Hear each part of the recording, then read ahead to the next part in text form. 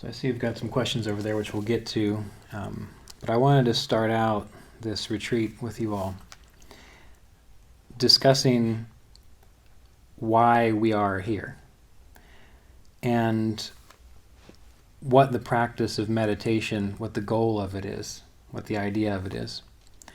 And that is simply to learn how to withdraw your awareness such that you recognize what is always true for you beyond your limited, small sense of self, beyond the mind, body, and personality. And the reason this is useful, the reason we do this, is because eternity is a long time. Eternity is a long time. And we can spend that time being disturbed by whether things go our way or don't go our way, or we can recognize that this life that we're experiencing is like a pearl or like a bead on a thread. And the important thing is the thread that runs through that bead, because that is the eternal. That is what we are, that is what we will always be, that's what we always have been. And when we are more aware of being the bead rather than the whole necklace or the thread that runs through it, then things like adversity, difficulty, joy coming and going starts to bother us. And we have anxiety, stress, and tension, and eternity becomes a little less enjoyable. So the reason we're here, the reason we're learning these things, is to recognize that this is an inner path. It has a little bit to do with the things that you do in your life, such as eating well, exercising, managing your relationships. But the focus is on developing the inner sense of knowing what you are at the essence, the core of your being. That way, when your body is well, great. You can relate to the world through a healthy body. When your body is not well or you're passing, no problem. You have a greater understanding of that just simply being a transition, in the same way that you go to sleep at night and you wake up in the morning. And when you can see the extent of your life in that way, things tend to be more joyful overall. You know, Roy Davis, he would always ask, how are you living your immortal life? How are you living your immortal life? And the more I contemplated that, the more I realized that this is about recognizing what is eternally true, which is why his book on the Bhagavad Gita is called The Eternal Way. And some people call it the perennial philosophy or the perennial wisdom, because it is always true. And all religions, all teachings, they eventually, all authentic enlightenment teachings lead to this understanding. And when you meditate, you get a glimpse of that. Okay? And I would love to say that it is easy to meditate really well, such that you get a glimpse of that quickly. That has not necessarily been my experience. My experience has been, when I learned how to meditate, I was simply learning to calm my mind, calm my emotions, turn within, focus on a mantra, and then say, oh yes, that was a peaceful, transformational experience. But as the years went by, what I started to recognize, that's why I keep using the word training, is that the meditation process is about training you to let go of identification with the small sense of self, such that you can get a true, honest-to-God experience of that eternal witness or that eternal presence, which is there right now. It was there when you were driving here yesterday or flying here. It was there when you were dreaming last night. It was there when you were 3 years old. It was there when you had the greatest joy in your life. It was there when you had the greatest terrible thing happen in your life. It was always there. That is what we're aiming to put our attention to.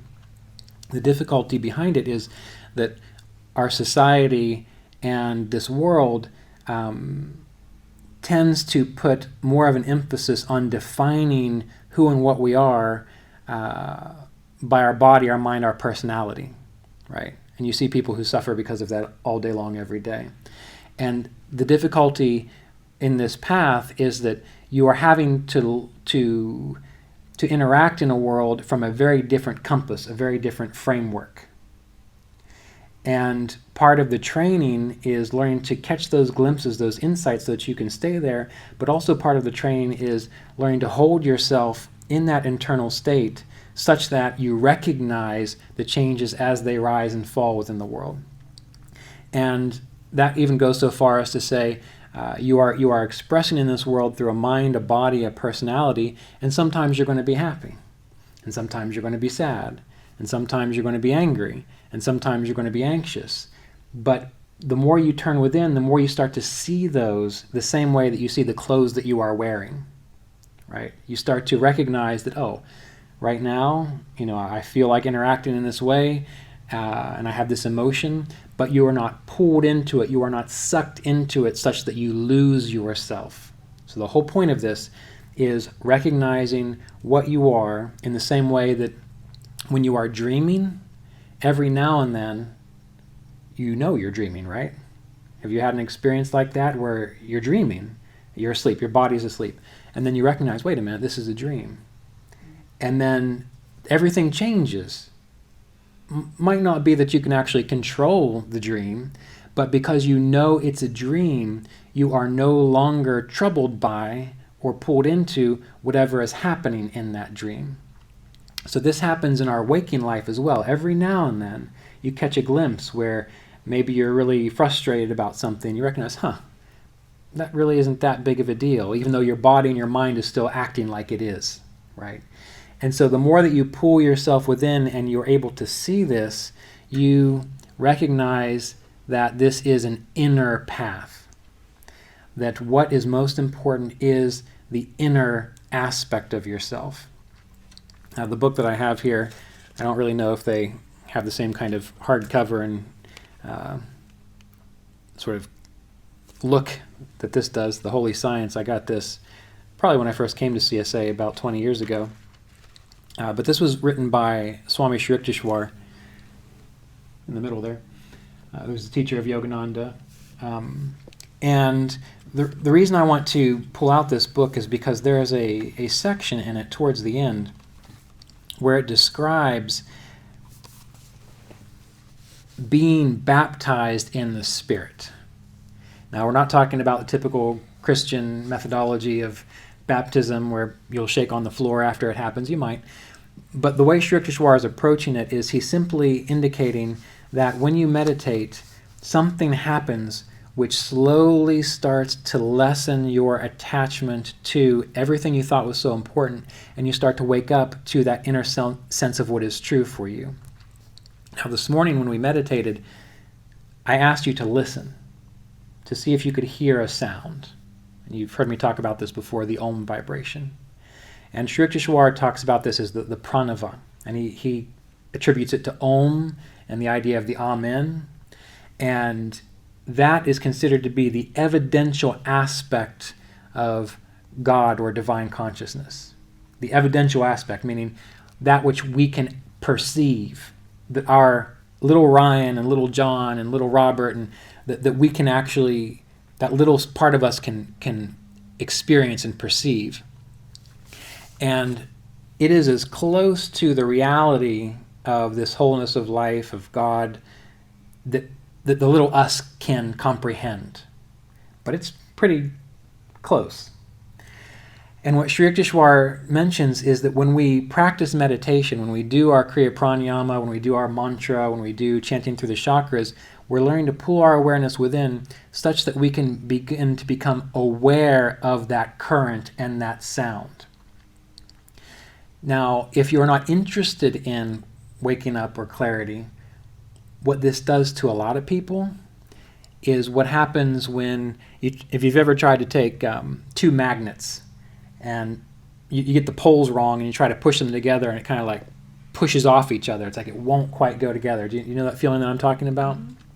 Well, when someone is not interested in inner clarity, when they start to experience either this sound internally or a state of inner stillness, it almost kind of pushes them back because they want to be identified with the small sense of self and not give themselves to that evidential aspect of Om, however you want to describe it.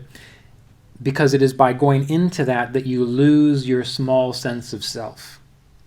And when you lose your small sense of self, then you wake up to the bigger picture. That's the way I look at it. The bigger picture, the bigger aspect of yourself. And then you start living life very differently. Then all those things that we read about in the Yoga Sutras, such as being truthful, non-possessiveness, non-attachment, all these qualities become natural to you. You don't have to force them. You don't have to try to make them a part of you, because you're living from a level where it's recognized that that is the tasteful thing to do. In the same way that when you look at a child who's 3, 4 years old, they want what they want when they want it right now. That's just part of their development. But when that child gets older, eventually they start to recognize, if I'm able to restrain myself, if I'm able to be responsible in certain situations and I grow into a healthy adult, I can live freely. I'm not bound by these difficulties of a 3 or 4 year old kid. The same is true here when we start to meditate well and we are able to perceive and give ourselves to the process. We wake up to that which we are beyond the mind-body personality, and then we experience inner peace. We experience an inner knowing of what is true. And then all those things that you've read about in the Bhagavad Gita and the Yoga Sutras become natural to you. While I'm not a big fan of social media, I did post something on social media the other day that was a picture of Babaji, and there was sort of a conversation, and someone said, something like, "You're so peaceful, how did that happen?" And he says, I meditate and I practice. He says, "Oh, well, it must be really natural to you." And the yogi says, "No, it's practice." He says, "Well, I don't think I could ever do that." And it's this constant theme of, no, it's all about practice. And sure enough, someone on the response column said, "Well, not everyone can be a good yogi like Yogananda and Babaji." And, I tried to think about how to respond to that. And he said, not everyone can be an NBA star like Michael Jordan. And I recognized how they were perceiving what this path was all about, as though it was achieving something great in this world. It's not. And I had to explain, which is always silly to do on social media, I tried to explain inner peace and the knowing that these yogis that we look up to, that is your birthright. Being an NBA star is not. We all have our paths. Michael Jordan, great. He's supposed to be a professional basketball player to that degree. But all of us have the capacity, as long as we're reasonably somewhat functional, to know what these people that we look up to, these yogis that we look up to, these spiritual individuals, these people who know deep peace, we can know that. We have the capacity to know that because we actually are that. What we have to do is train ourselves to recognize it and train ourselves to abide there,